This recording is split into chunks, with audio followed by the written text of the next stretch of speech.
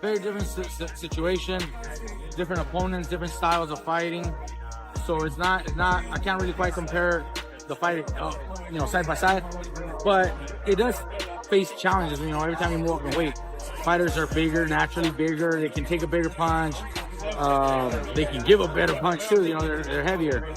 But this is a different matchup. Canelo's not as fast, not as aggressive. He kind of goes on cruise control.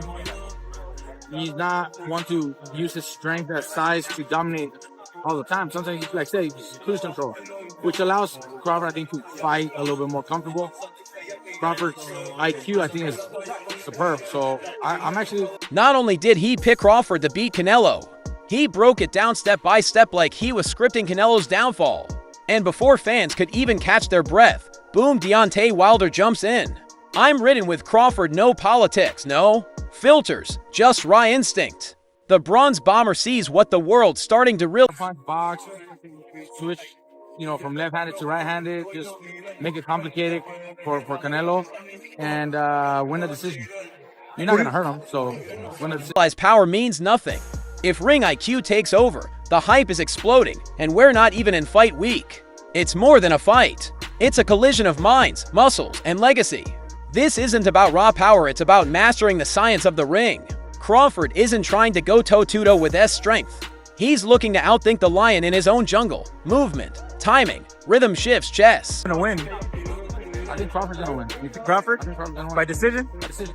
Not checkers. It's the kind of game plan that frustrates, drains, and exposes even the most dangerous punchers. IF executes it to perfection. We might be staring down the upset of the decade. This isn't just a super fight, it's becoming a clash of styles and legacies. Intelligence versus intimidation. Ring IQ versus. Through the big event, so they wouldn't need the advice of what how to control themselves or how to perform or act in such setting. They already know. If anything, I just tell them go out there, have fun. This is an epic fight, and enjoy it while you can. And be careful out there. May the best man. Raw force dot, and he's all in. Confident. Calculated, no hesitation. He's called the ending and he's daring the world to watch it unfold. There's no need for drama. No desperate search for a highlight reel knockout. What Mikey Garcia sees in this fight is something much deeper, sheer skill and ring mastery. In his eyes, Terence Crawford doesn't need to overpower Canelo Alvarez. He just needs to outthink him, outmaneuver him, and dictate the rhythm from start to finish. Garcia envisions Crawford fighting a cerebral, controlled battle, always one. It's a cold business, but they're also a business that will change your life forever. And they're just making history and continue going. And with the fight, it's a great fight. It's really a great fight. One step ahead, constantly shifting gears, using angles, footwork, and precision to keep Canelo guessing. It's not about avoiding a war, it's about never letting the war start. Garcia believes Crawford has the rare ability to neutralize power with poise to frustrate Canelo by refusing to play his game. And that's a bold stance to take, especially against one of boxing's biggest icons. Canelo, the red-headed powerhouse from Guadalajara, is a 4-division world champion with a resume that includes names like Canelo Alvarez and Plant. He's known for his pressure, body shots, and ability to break opponents down round by round. I love the way that Crawford have a fighter's lifestyle. You don't really hear too much of him out there doing too much crazy things, party and all that. He really have a fighter's lifestyle. At least around the people that I know him, be around him, and he's ready to go. But Garcia isn't intimidated by the names. He's looking beyond the surface at the deeper tactics. The small windows, the mental chess that only elite fighters understand. Canelo Alvarez doesn't point to Crawford's power or aggression. Instead, he doubles down on asterisk ring IQ, rhythm disruption, and surgical timing asterisk. It's not the kind of analysis that gets shouted from rooftops, but it's the kind that carries weight. I do, and more I'm thinking that way. I'm just thinking, when this fight first came out, I was like, this is silly. These guys are 3 weight classes apart. There's weight classes for a reason. They're both great fighters, but I don't see it. But as we're getting closer, coming off the back of Canelo's last performance against Skull, which was left a lot to be desired, but also just seeing them around each other, and just I'm thinking about the psychology. I've seen Canelo Alvarez beaten mentally, psychologically. I've seen him broken. I've never seen Terence Crawford get bullied, broken, moved in any way. So that holds a lot of weight to me, psychology, because I think at the highest level, that really is the difference, is what's going on upstairs. So I can see it. I still probably lean towards Canelo Alvarez. When it comes from a former 4-division world champion himself, Canelo, ELVA are easy, planned flawlessly. It won't just be a win, it could be an asterisk, career-defining moment asterisk. The kind that shifts the conversation about who truly deserves the title of pound-for-pound king. And perhaps even more impressively, it could come without any knockdowns. Without any blood and thunder, just a tactical dismantling of a future Hall of Famer. As the fight draws near, emotions are rising across the boxing world. Fans are picking sides, pundits are torn. Very media savvy and probably actually taking a page out of Mayweather's book. Mayweather did a really good job of talking up his opponents before he fought them, making everyone realize, like, oh, this guy, he's super dangerous, this is the best guy I've ever fought, so-and-so, because Canelo said this in the beginning. He goes, that's not a good fight for me, because if I win, I'm supposed to win, and if I lose, it's a terrible, terrible thing for me. So now I think him talking him up and saying, oh, this guy's better than Mayweather, I think is a little bit of a subtle media play that will make his victory. And even legends of the sport are chiming in. One of the most unexpected voices to speak out was none other than Deontay Wilder . The Bronze Bomber, known for his knockout power and fiery presence, didn't come with trash talk.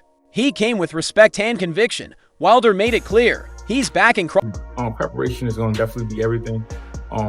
Crawford adjusting to the 168 pound division. I know he's been sitting at a heavier weight for a while, but he's been showing his training and stuff. So that's definitely going to help him. Canelo experience. You got Crawford, got great experience as well. It's going to be a great fight. It's going to be a good chess match.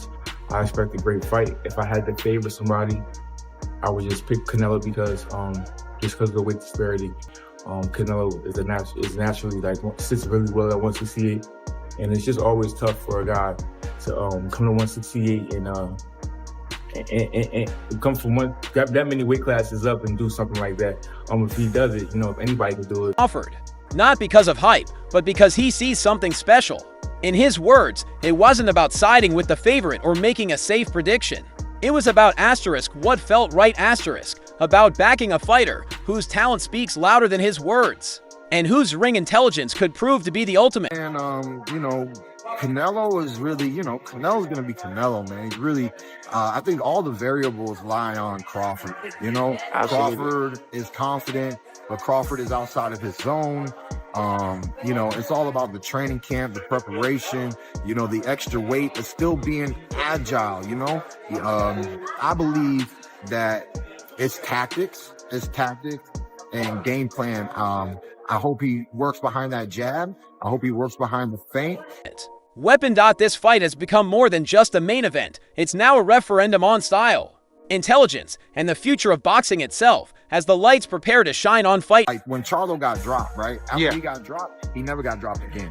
And because he never got dropped again, there's evidence that a nice mover, keeping your hands up, you actually can not get hurt by Canelo. Now, that was not the keys to victory, because that was the keys of survival.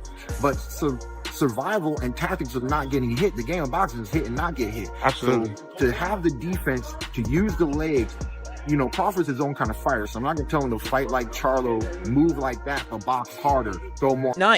One question echoes louder than ever. Can brains beat brawn? On the biggest stage of all, Tay Wilder jumps in.